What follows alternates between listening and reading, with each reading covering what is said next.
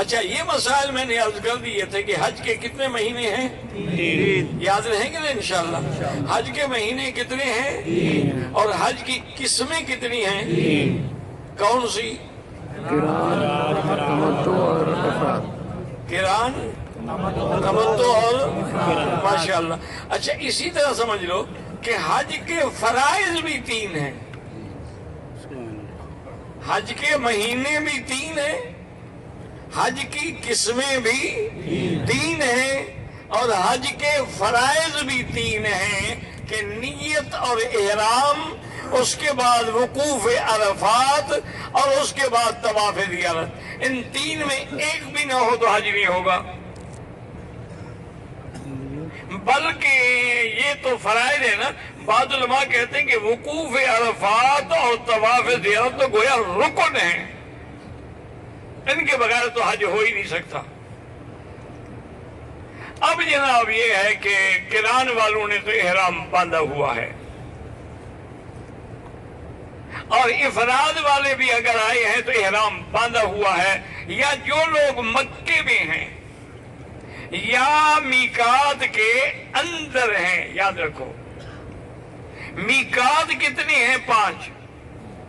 ایک میقات ہے ذی الحلیفہ، مدینہ پاک سے 6 میل پہ، جس کو بیوے علی بھی کہتے ہیں۔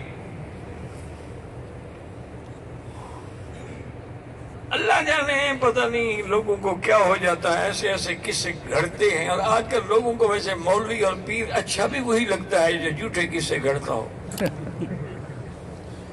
حق بات کہنے والا پیر یا مولوی کیسے بن سکتا ہے؟ حق تو کڑوا ہوتا ہے نا، وہ کس کو پسند آ سکتا ہے؟ انہوں نے بنا رکھا ہے کہ بیر علی جو ہے یہ حضرت علی کا رقبہ تھا، اور جائیداد تھی اور کنواں تھا۔ ایک دوسری روایت گھڑی ہے کہ حضرت علی نے وہاں ایک دہ ہوتا تھا، اس دہ کو اسی کنویں میں قید کر دیا تھا۔ یہ دونوں اتنے بڑے جھوٹ ہیں کہ اتنا بڑا جھوٹ میرے خیال میں زندگی میں کبھی نہیں بولا گیا۔ حضرت علی کی جائیداد تھی، وہ تو شادی کرنے کے لیے بھی پیسے نہیں تھے، جائیداد کہاں سے آ گئی؟ حضرت علی رضی اللہ تعالیٰ عنہ کو حضور نے فرمایا کہ علی، فاطمہ کے کل مہر کے لیے تمہارے پاس کچھ ہے؟ اس نے کہا یا رسول اللہ میرے پاس تو کچھ نہیں ہے، ایک میرے پاس سواری کا گھوڑا ہے اور ایک زرہ ہے، اور اگر میں جو زرہ بیچ دوں اور اس سے جو پیسے ملے وہ بی بی فاطمہ کے حق المہر میں دے دینا۔ حضرت علی وہ زرہ لے کر مارکیٹ میں گئے بیچنے کے لیے۔ آپ بیچ رہے ہیں، اور حضرت عثمان رضی اللہ تعالیٰ عنہ نے 400 درہم کی بولی لگائی۔ حضرت علی نے 400 درہم ان سے لے کر زرہ ان کو دے دی۔ جب چلنے لگے تو کہا علی ٹھہرو، یہ 400 درہم میری طرف سے تمہیں ہدیہ ہے فاطمہ کے مہر کے لیے، یہ اپنی زرہ بھی لے لو، پیسے بھی لے لو۔ تو ان کے پاس تو پیسے بھی نہیں تھے، تو ان کے پاس کنویں کہاں سے آگے؟ جیسے وادی فاطمہ کہتے ہیں، بی بی فاطمہ کا رقبہ تھا۔ اور خدا کا خوف کرو، بی بی فاطمہ کے گھر میں تو نوکر چکی بھی خود پیستی تھی، ہاتھوں میں چھالے پڑ گئے تھے۔ بہرحال لوگ گھڑتے ہیں، اللہ ہدایت دے، کیا کریں ہم؟ تو بہرحال ایک میقات کیا ہے؟ ذی الحلیفہ، دوسرا کیا ہے؟ ذات عرق، تیسرا کیا ہے؟ قرن المنازل، اور اس کے بعد چوتھا کیا ہے؟ جحفہ، پانچواں کیا ہے؟ یلملم۔ یہ 5 میقات ہے۔ ہندوستان اور پاکستان والوں کا میقات یلملم ہے، مدینے سے آنے والوں کا میقات ذی الحلیفہ ہے، اسی طرح شام والوں کا میقات ذات عرق ہے، اور جو آدمی دیگر علاقوں سے آ رہے ہیں، جو یہ 5 میقات ہیں۔ میقات کے اندر جو زمین ہے وہ ہل ہے، اس کے بعد حرم ہے۔ یاد رکھیں، ایک ہے حرم، ایک ہے ہل، ایک ہے میقات۔ وہ چیزیں حرم کو حرم کیوں کہتے ہیں یا احرام کو احرام کیوں کہتے ہیں کہ وہ چیزیں جو باہر حلال تھیں یہاں حرام ہو گئی. حرم جو ہے یاد رکھیں لفظ احرام جو ہے یہ حرام سے بھی ہے اور حرمت سے بھی ہے. کتے کا گوشت حرام ہے اور بندے کا گوشت بھی، لیکن وہ نجاست کے لیے حرام ہے، یہ حرمت اور عزت کے لیے حرام ہے، ورنہ لوگ تو بندوں کو کھا جائیں گے. اس لیے احرام کے اندر جو چیزیں پہلے حلال تھیں، خوشبو لگانا، حجامت کرانا، ناخن کاٹنا، میاں بیوی کا ملنا، جب احرام باندھ لیا سب حرام ہو گیا. اسی طرح حرم میں آنے کے بعد باہر شکار کھیل سکتے تھے، حرم میں شکار کھیلنا حرام ہو گیا. تو اس لیے یاد رکھیں کہ انشاءاللہ ثم انشاءاللہ اب قارن جو ہے وہ احرام میں ہیں. افراد والے یا مکے والے یا میقات سے جو اندر رہتے ہیں،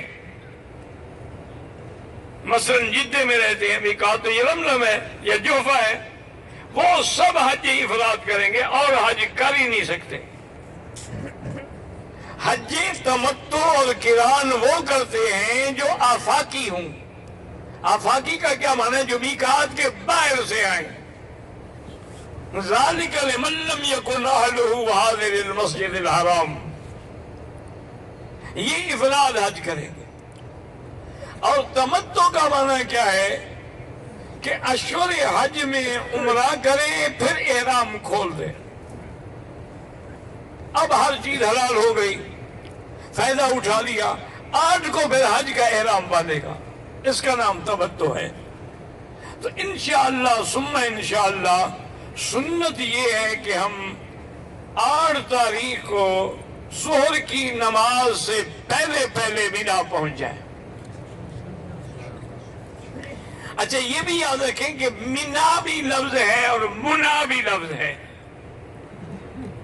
اس لیے اس کو کہتے ہیں کہ تحرق فیہ الدماء، کہ وہاں اللہ کے نام کی قربانی اور بکریوں کا خون بہایا جاتا ہے. اور مینا کے خواص میں علماء نے لکھا ہے کہ مینا کی یہ خاصیت ہے کہ وہاں آپ کو اتنے ازدحام کے باوجود مچھر نہیں ہوگا.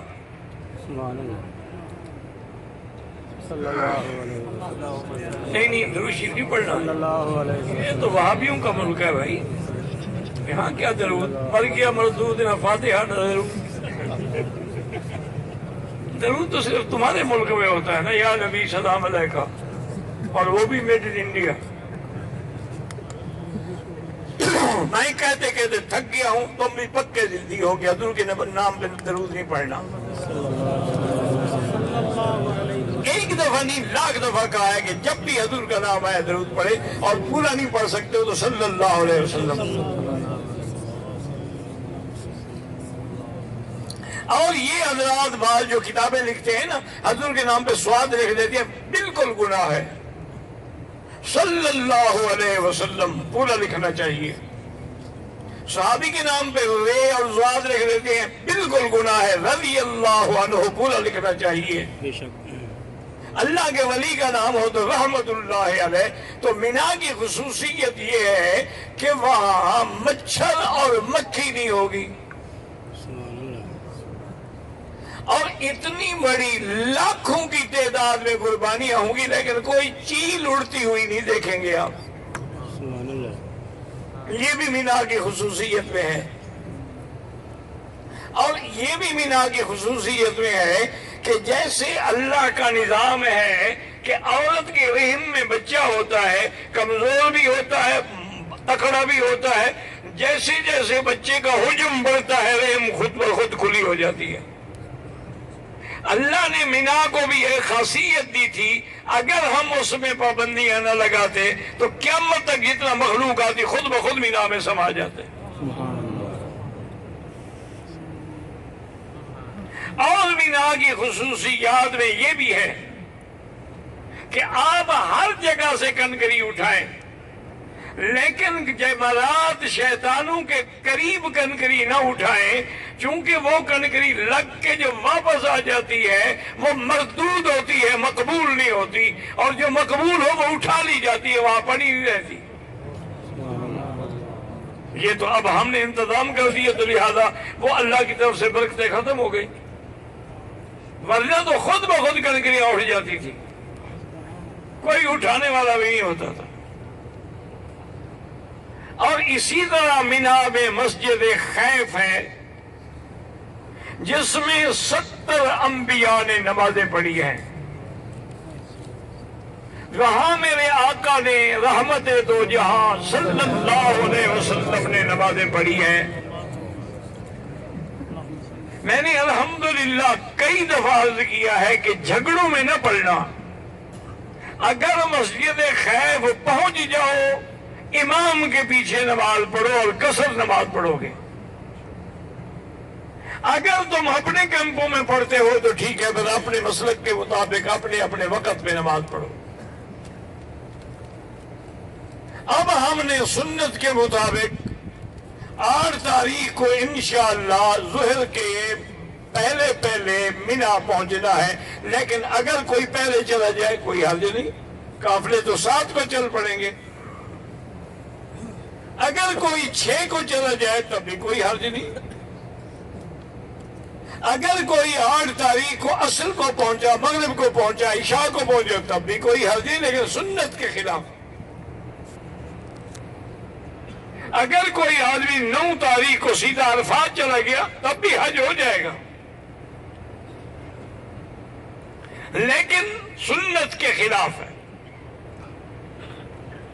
اور آج جس دور میں ہم حج کر رہے ہیں، ایک بات یاد رکھنا، ہمارے بزرگوں نے جو کتابیں لکھی ہیں نا، وہ اس زمانے کی کتابیں تھیں جب 1 لاکھ حاجی بھی نہیں ہوتا تھا۔ اب ان کو اس زمانے کا تجربہ ہوتا تو انشاءاللہ وہ بھی فتوے بدل لیتے کہ جی جبرے سے 3 ہاتھ پر کھڑے ہوں اور یوں کنکری پھینکیں، اتنی دیر میں تو آپ کو اٹھا کے اگلے مکہ پہنچا دیں گے۔ وہ دور چلا گیا ہے، اب تو کنکری اندر پہنچ جائے شکر کرو۔ 3 ہاتھ کون گننے دیتا ہے؟ میرے ایک پٹھان دوست تھے، اللہ عالم زندہ ہیں نہیں ہیں، مدت ہوئی پھر ملاقات نہیں ہوئی، وہ میرے ساتھ کنکریاں مارنے کے لیے آ رہا تھا اور میں اس کو سمجھا رہا تھا بھی کنکریاں مارنی ہے، جھگڑا نہیں کرنا، لڑائی نہیں کرنی، بڑا پتھر نہیں مارنا۔ وہ چپ کر ٹھیک ہے جی ٹھیک ہے کرتا رہا۔ جب ہم جمرے کے قریب پہنچے نا، میں نے دیکھا خان نہیں دیکھا، وہ تو شیطان کے اوپر چڑھا ہوا ہے اور چپڑ سے اس کو مار رہا ہے، وہ خوشی تم نے ہم کو بہت خراب کیا۔ اچھا لوگوں نے سمجھا شیطان نکل آیا، انہوں نے اس کو کنکریاں مارنی شروع کر دیا۔ اب لہو رہان ہو کے خان صاحب نیچے آئے کہ کیا بس دماغ خراب ہو گیا۔ اس نے ہم کو خراب بھی تو بڑا کیا، میں نے کہا آج بھی تو اس نے خراب کر دیا نا تمہیں، تم نے اس کی توہین کی چپل مارے، اس نے تمہیں لہو لہان کرا دیا۔ سنت کے مطابق کنکری مارتے تو کچھ نہ ہوتا، کہتے جی بس ہم سے صبر نہیں ہوتا۔ تو اس لیے یاد رکھیں کہ آج کے زمانے میں نہ مفتی ہوں نہ عالم ہوں، ایک طالب العلم ہوں، لیکن میری تحقیق یہی ہے کہ آج کے زمانے میں اگر ہم فرض اور واجب بھی ادا کر دیں تو خدا کا شکر کرو۔ اب وہ دور نہیں رہا ہے کہ ہم ایک سنت پہ عمل کریں، مستحبات پہ عمل کریں۔ اب تو جناب 25-30 لاکھ کا اجتماع ہوتا ہے، 8-8 گھنٹے 10-10 گھنٹے 11-11 گھنٹے بسوں میں بیٹھے ہوئے آدمی کا کچومر نکل جاتا ہے، اس کو ہوش کہاں ہوتی ہے؟ تو فرض کیا ہے کہ بھی نیت اور احرام، اور دوسرا فرض کیا ہے 9 تاریخ کو کہاں ہونا ہے؟ عرفات، اور تیسرا فرض کیا ہے؟ طواف ہے۔ اچھا واجبات کیا ہے؟ صفا مروہ واجب ہے، صفا مروہ واجب ہے، کنکریاں مارنا واجب ہے، قربانی کرنا واجب ہے، مزدلفہ میں مبیت وقوف کرنا واجب ہے، حل کیا قصر کروانا واجب ہے۔ یہ صرف واجب اور فرض پورے کر لو تو خدا کا شکر ہے۔ اب ہمارے بس میں کوئی بات نہیں نا، حالات ہمارے بس میں نہیں ہیں۔ اب تو کوشش یہ کریں کہ صحیح معنوں میں احرام اچھا۔ اور دوسری بات میں یہ بھی عرض کر لوں، جتنے میرے بھائی بزرگ جن پر میری آواز پہنچ رہی ہے، میری بہنیں، میرے بھائی، میرے نوجوان عزیز، آپ آج یا کل یا جب موقع ملے 2 رکعت نماز بنیت توبہ پڑھیں، لیکن علیحدگی میں، ساتھی نہ ہوں، دوست نہ ہوں، دور ہو جائیں۔ 2 رکعت نماز توبہ پڑھ کے، درود شریف پڑھ کے، پھر سچے دل سے اللہ کے آگے توبہ کریں، استغفار کریں کہ یا اللہ ہمارے گناہ معاف فرما دے۔ یہ استغفار ایسی چیز ہے کہ استغفار کے بعد کوئی گناہ نہیں بچتا ہے ما سوا حقوق العباد کے۔ لا صغیرۃ مع الاصرار ولا کبیرۃ مع الاستغفار۔ صغیرہ گناہ بار بار کرو تو کبیرہ ہو جاتا ہے، لیکن اگر توبہ کرو تو کبیرہ بھی معاف ہو جاتا ہے۔ لیکن حقوق العباد، کسی کا حق دینا ہے، پیسہ دینا ہے، بیوی کا حق المال دینا ہے، بیٹیوں کا حصہ دینا ہے، وہ معاف نہیں ہوگا چاہے 100 حج کر لو۔ اس کا طریقہ یہ ہے کہ ادا کر دو، یا ان کو خط لکھ دو کہ بھی میں نے آپ کا حق دینا ہے، میں واپس آ کے ہر حال میں ادا کروں گا، تاکہ آپ کا حج صحیح ہو جائے۔ آپ استغفار کرنے کے بعد اب 8 تاریخ کو احرام حرم سے باندھیں، یا آپ کا ہوٹل مسفلے میں ہے، اجیاد میں ہے، عزیزیہ میں ہے، کہیں ہے، وہی ہوٹل میں غسل کر کے اور بدن پہ خوشبو لگا کے 2 رکعت سنت الاحرام پڑھ کے لبیک پڑھتے ہوئے مینا روانہ ہو جائے۔ اور آپ نے 5 نمازیں انشاءاللہ مینا میں پڑھنی ہیں، ظہر، عصر، مغرب اور عشاء، اور 9 تاریخ کی فجر۔ یہ کہاں پڑھنی ہے؟ مینا میں پڑھنی ہے۔ اور 9 تاریخ کی فجر پڑھ کے سنت یہ ہے کہ جب سورج نکل آئے اور اس کی روشنی اور دھوپ جبل صبیر پہ پڑنی شروع ہو جائے، کیونکہ وہاں جو پہاڑ ہے اس کا نام جبل صبیر بھی ہے، صبیر بھی ہے، اور مزدلفہ میں جو پہاڑ ہے اس کا نام جبل قضا ہے، اور عرفات میں جو ہے اس کا نام جبل رحمت ہے، اور مکے میں جو ہے وہ جبل نور ہے، اور جبل ثور ہے، اور جبل ابی قبیس ہے۔ اب جناب یہ ہے کہ انشاءاللہ آپ نے سیدھا عرفات میں جانا ہے۔ 9 تاریخ کو عرفات کا وقت جو ہے وہ زوال کے بعد شروع ہوگا، سارا دن اور ساری رات حج کا وقت ہے۔ مغرب تک تو ہم نے رہنا ہے جو وہاں پہنچے ہوئے ہیں، ورنہ اگر کوئی آدمی رات کو 11 بجے ڈپٹی سے فارغ ہوا، احرام باندھ کے عرفات چلا گیا، 1 گھنٹہ بیٹھ کے مزدلفہ آ گیا، صبح کو مینا کٹکری مار کے سر مڑا کے ڈپٹی پہ آ گیا، حج ہو گیا۔ اس کی ڈپٹی رات کو 11 بجے ختم ہوتی ہے۔ اللہ نے ساری رات حج کے لیے رکھ دی ہے تاکہ کوئی محروم نہ ہو جائے۔ اور پھر ڈپٹی والے ہیں یا بچوں والی عورتیں ہیں یا بیمار ہیں یا بوڑھے ہیں، ان کو بھی اجازت ہے کہ وہ مزدلفہ میں 12 بجے رات کے بعد وہ بھی نہ آ سکتے ہیں۔ حتیٰ کہ صحیح حدیث میں ہے کہ رخص رسول اللہ صلی اللہ علیہ وسلم للنساء والصبیان، عورتوں کو بھی بچوں کو بھی آپ نے اجازت دے دی تھی کہ مزدلفہ میں 12 بجے رات کے بعد چلے جائیں۔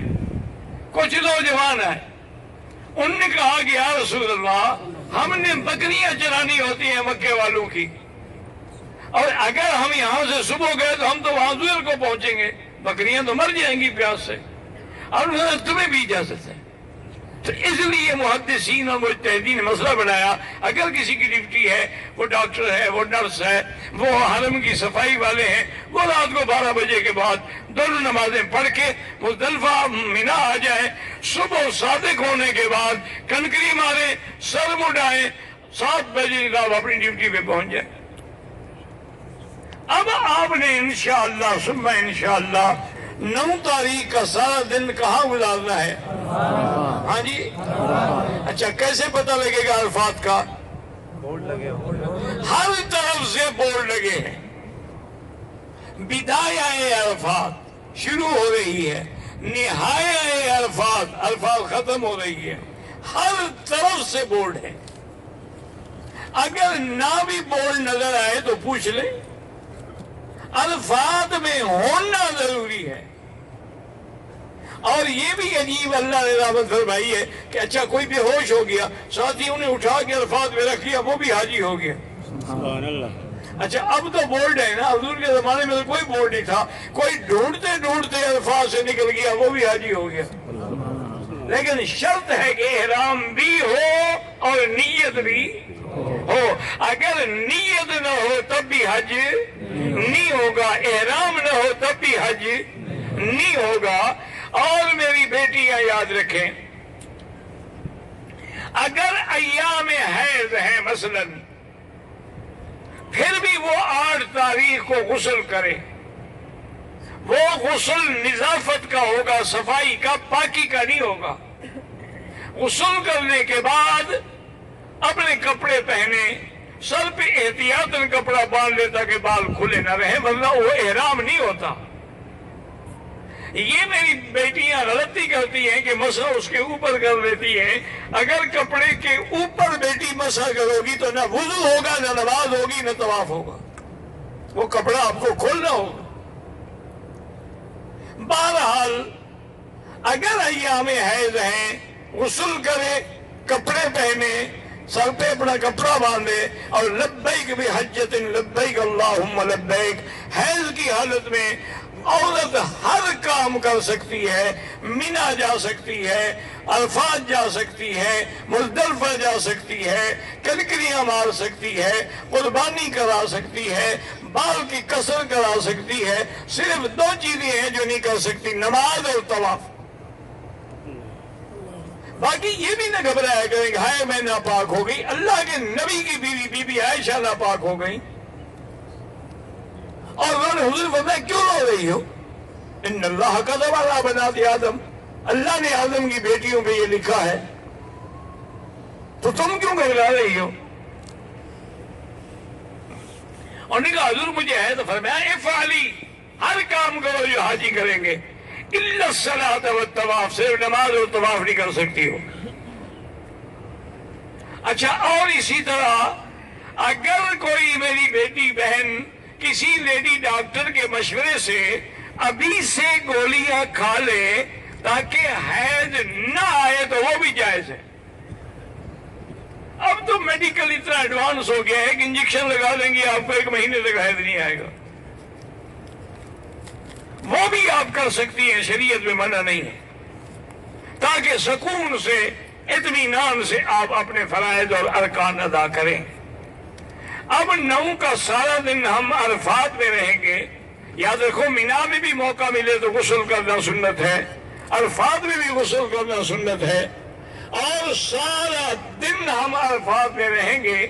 اور عرفات کے لیے جو وظیفے ہیں، سورۃ الاخلاص 100 دفعہ، درود شریف، درود ابراہیمی 100 دفعہ، استغفار 100 دفعہ، اور اسی طرح سبحان اللہ و بحمدہ سبحان اللہ العظیم 100 دفعہ، سبحان اللہ والحمد للہ لا الہ الا اللہ اللہ اکبر 100 دفعہ، لا حول ولا قوت الا باللہ العلی العظیم 100 دفعہ، اور پھر کھڑے ہو کر لمبی لمبی دعائیں مانگیں، اور دعائیں سارے عالم اسلام کے لیے مانگیں۔ دعائیں مسلمانان فلسطین، کشمیر، حلب، شام، عرب، عجم، افغان، جہاں جہاں مسلمانوں پہ ظلم ہو رہے ہیں ان کی مدد کے لیے اللہ سے دعائیں مانگیں، حرمین الشریفین کے امن کے لیے دعائیں مانگیں، پاکستان کے استحکام کے لیے دعائیں مانگیں، کیونکہ آج کل سب سے زیادہ یہود اور ہنود کی نظریں جو ہیں وہ اس ملک کے خلاف ہیں یا تمہارے ملک کے خلاف، کیونکہ تمہارا جرم ہے کہ تم ایٹمی طاقت کیوں بن گئے، تم نے میزائل ٹیکنالوجی کیوں حاصل کر لی، اور ان کا جرم یہ ہے کہ ساری کائنات میں انہیں ملایا ہوا ہے، مشرق مغرب شمال جنوب حنفی شافی مالکی حنبلی سب ایک امام کے پیچھے کھڑے ہیں، سب نے ایک جیسی چالیں باندھی ہوئی ہیں، سب کی زبانوں پہ ایک ہی طرح ہے لبیک اللہم لبیک لبیک لا شریک لک لبیک۔ پھر اس حکومت کی اتنے خدمات ہیں کہ سڑکوں کے جال بچھا دیے ہیں، اتنے اہتمامات ہیں کہ جو چیز تمہیں مکے میں ملتی ہے وہی مینا میں بھی ملے گی، عرفات میں بھی ملے گی، مزدلفہ میں بھی ملے گی، اور آپ حیران ہوں گے کہ مینا میں بھی مزدلفہ میں بھی عرفات میں بھی فلش سسٹم حمام ہے، عورتوں کے لیے الگ ہے اور مردوں کے لیے الگ ہے۔ مکے میں تو پانی ختم ہو سکتا ہے، مینا عرفات مزدلفہ میں پانی ختم نہیں ہوتا، پہاڑوں پر جو ٹینک ہیں وہ سب بھرے ہوئے ہیں۔ اور یہ بھی یاد رکھو کہ یہ حکومت جو ہے کسی حاجی یا عمرے والے سے ایک ریال بھی نہیں کماتی، ان کی کوئی فیس نہیں ہے، یہ جو تم حج کی فیس دیتے ہو نا یہ تو معلمین کی ہے جن نے خیمے لگانے ہیں، یہ مطوفین کی ہے، یہ زمازمہ کی ہے جن نے تمہیں زمزم پہنچانی، حکومت کو تو اس میں دینا بھی نہیں ہے، بلکہ حکومت ہر سال ہر حاجی پر کم سے کم 10,000 ریال خرچ کرتی ہے، ہر سال سڑکوں کا جال بچ جاتا ہے، ہر سال نئی نئی مساجد کا اہتمام ہوتا ہے۔ اچھا اب آپ دیکھیں حرم سے اگر آپ نکلیں گے نا جی، مینا عرفات تک سڑک پہ چھت ڈال دی ہے کہ پیدل جانے والوں کو دھوپ نہ لگے، سبحان اللہ، اور ہر جگہ حمام ہے، ہر جگہ دکانیں ہیں، ہر جگہ مارکیٹیں ہیں، ہر جگہ کولر ہیں، اور پھر ان کے جو اہل خیر حضرات ہیں اللہ ان کے خیراتوں کو بھی قبول فرمائے، قدم قدم پہ کنٹینر لگے ہوئے ہوں گے اور ٹھنڈے پانی کی بوتلیں اور جوس تمہارے بسوں میں اور ڈبوں میں پھینک رہے ہوں گے۔ سبحان اللہ، ہمارے بعض حاجی تو الحمدللہ ماشاءاللہ گٹھڑی باندھ کے گھر لے جاتے ہیں کہ چلو وفد ملے ہیں وہاں بچوں کو بھی لائیں گے۔ تبرک کس بات کا تبرک ہے بھائی؟ تبرک تو صرف زمزم ہے، مدینے کی کھجور ہے، باقی کے ڈبے وبے تو سب باہر کے بنے ہوتے ہیں۔ بلکہ جتنے بیوریجز ہیں نا جی یاد رکھیں، یہ 7 اپ ہے، کوکا کولا ہے، پتہ نہیں اپنا پیپسی کولا ہے، بی کولا ہے، کالا کولا ہے، کیا کولا ہے، یہ سب یہودیوں کا مال ہے۔ ان کا جو میٹیریل ہے نا وہ یہودی دیتے ہیں، یہ جتنے بروسٹ بن رہے ہیں ان کا میٹیریل بند ڈبوں میں باہر یہودیوں سے آتا ہے، یہاں تو صرف ہم اس کو بس تیل میں ڈال کے وہ میٹیریل لگا کے بھون دیتے ہیں۔ اور یہ بھی شاید تمہیں علم ہو کہ یہ جتنا پیسہ ان کو اس میں بچتا ہے، نفع ہوتا ہے، وہ اسلام کے خلاف خرچ ہوتا ہے۔ لیکن حاجیوں کو اس بات سے کیا غرض ہے، مزے کرو جتنا مرضی ہے پیو، حج نہیں ٹوٹتا، حج بڑا پکا ہے، وہ بپسی پینے سے نہیں ٹوٹتا۔ بہرحال ہم نے نم کا سارا دن کہاں رہنا ہے؟ مغرب کی نماز پڑھ کے نکلیں گے؟ ہاں جی بھائی، مغرب کی نماز اچھی اللہ کا فرض ہے، اسی لیے ہم کہتے ہیں کہ جو کام حضور پاک نے نہیں فرمایا یہ نہ سمجھو کہ اگر ہم نے کر لیا تو کیا حرج ہے، کوئی نماز نہیں پڑھے گا۔ مغرب اور عشاء کی دونوں نمازیں ہم کہاں پڑھیں گے؟ مزدلفہ میں پڑھیں گے، اور رات کہاں گزاریں گے؟ مزدلفہ میں گزاریں گے، اور کوئی عذر نہ ہو تو صبح کی نماز بھی مزدلفہ میں پڑھیں گے، وہی وقوف کا وقت ہے۔ اگر وقوف نہ کیا تو واجب چھوٹ گیا، دم پڑ جائے گی۔ اب وہاں سے صبح کو جب ہم نکلیں گے تو پھر مینا آئیں گے۔ مینا آنے کے بعد پہلا کام ہم نے کیا کرنا ہے؟ ہاں جی، کتنی کنکریاں مارنی ہے؟ ہاں جی، اور کس جمرے شیطان کو مارنی ہے؟ بڑے شیطان کو وہاں لکھا ہوتا ہے جمرۃ العقبہ، یہ لکھا ہوگا بڑا شیطان۔ اچھا، ایک دفعہ تو میں نے بورڈ دیکھا تھا، پتہ نہیں کس نے ترجمہ کیا تھا، بزرگ شیطان۔ میں نے کہا یہ ترجمہ بڑا عجیب ہے، شیطان ہی بزرگ ہو گیا تو باقی کیا رہ گیا؟ بہرحال بڑے شیطان کو کتنی کنکریاں مارنی ہیں؟ اچھا، جب کنکری مارو گے تو کیا پڑھو گے؟ بسم اللہ اللہ اکبر رغما للشیطان ورضا للرحمن۔ جس کو یہ نہ ہے اللہ تیری رضا کے لیے، شیطان کی ذلت کے لیے۔ اور میری بہنیں اور بیٹیاں یہ نہ کریں کہ جب مینا میں جاتی ہیں خامن کو کہہ دیا اچھا میری کنکریاں تم مار دینا، ان کو پتا ہوتا ہے کہ وہاں رش ہے، مرے تو یہ مرے، میں کیوں مروں؟ عورتیں بڑی سمجھدار ہوتی ہیں نا، وہ کہہ دیا ٹھیک ہے رش ہے، دھکے وکے لگیں گے، یہ کھائے، اگر مرنا بھی ہے تو مر جائے اور شوہر مل جائیں گے، کوئی مسئلہ نہیں ہے۔ یہ بالکل ناجائز ہے میری بیٹی، ہر عورت اپنی کنکری خود مارے، ماں سوائے ان کے جو کھڑے ہو کے نماز نہیں پڑھ سکتی، وہ اپنا وکیل بنا سکتی ہے، ورنہ لازماً سب کو کنکری خود مارنی ہے۔ اور سارا دن کنکری جائز ہے، ساری رات کنکری جائز ہے، بس ڈر کس بات کا ہے کہ رش، کوئی رش نہیں ہوگا۔ اب تو انہوں نے اتنی سڑکیں بتا دی ہیں، جانے کی الگ ہے، آنے کی الگ ہے، رش ہوتا ہی نہیں۔ اس لیے ہر عورت اپنا حج خراب نہ کریں، تھک گئی ہے آگے مینا میں لیٹ جائیں، سو جائیں، 12 بجے ظہر کو اٹھ کے جا کے کنکری مار لیں، عصر کو جا کے مار لیں، تھکان بھی اتر جائے گی۔ تو اس لیے 7 تاریخ کو پہلا کام کیا کرنا ہے؟ ہاں جی بتائیں نا، کون سے شیطان کو کتنی کنکریاں مارنی ہے؟ اچھا، کیسے کھڑے ہو کے مارو گے؟ اور یار تم سے تو میں نے نہیں پوچھا نا، تم کیوں تکلیف شروع کر دیتے ہو اپنی؟ ہاں جی، سبحان اللہ۔ میرا بھائی، بڑے شیطان کو مارنے کے لیے ایسے کھڑے ہونا ہے کہ مینا دائیں طرف ہو اور مکہ بائیں طرف ہو۔ سمجھ آ رہی ہے بات؟ مینا کدھر ہو؟ دائیں طرف ہو، اور مکہ پھر اس کو کنکری ماریں گے۔ اور یہ بھی یاد رکھیں کہ وہاں کنویں میں جدھر سے کنکری مارنی ہے وہ جگہ کھلی ہوئی ہے، اور جہاں سے نہیں مارنی وہ بند ہے، لوگ ہر طرف سے شروع ہو جاتے ہیں، وہ کنکری ادا نہیں ہوں گی، ادھر سے بند ہے، وہ کنکری اندر جائے گی نہیں۔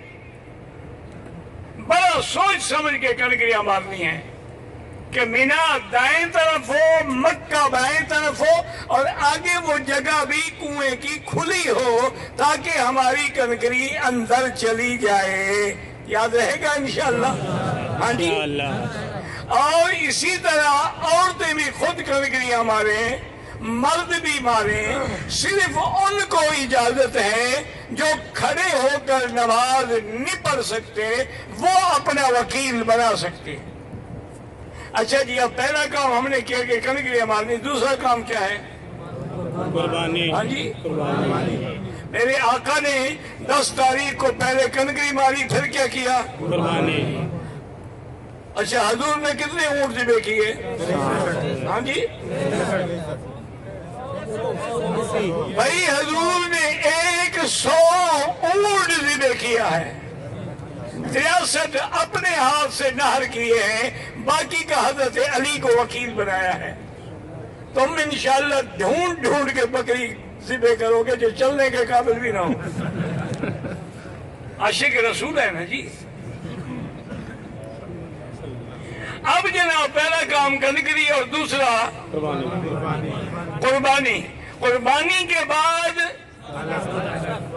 افضل یہ ہے کہ سر پہ اسرا پھروائیں، اور میرے آقا نے مدنی پاک نے بھی سر پہ اسرا پھروایا، اور میری بہنیں اور بیٹیاں اپنے بال آخر تک لے جائیں۔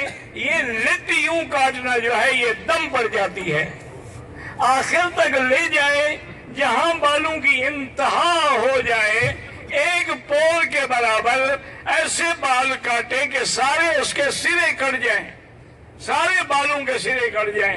یہ نہیں کہ یوں کاٹ دیا اور یوں کاٹ دیا اور یوں کاٹ دیا، اس سے دم پڑ جائے گی۔ بالکل بالوں کو پیچھے لے جائیں، جہاں بالوں کی انتہا ہو جائے خود کاٹ لے، ایک دوسرے کے کاٹ لے، میاں کاٹ لے، بیوی شوہر کے سر پہ اس طرح پھر، سب جائز ہے۔ تو پہلا کام کیا ہے کنکری، اور دوسرا کیا ہے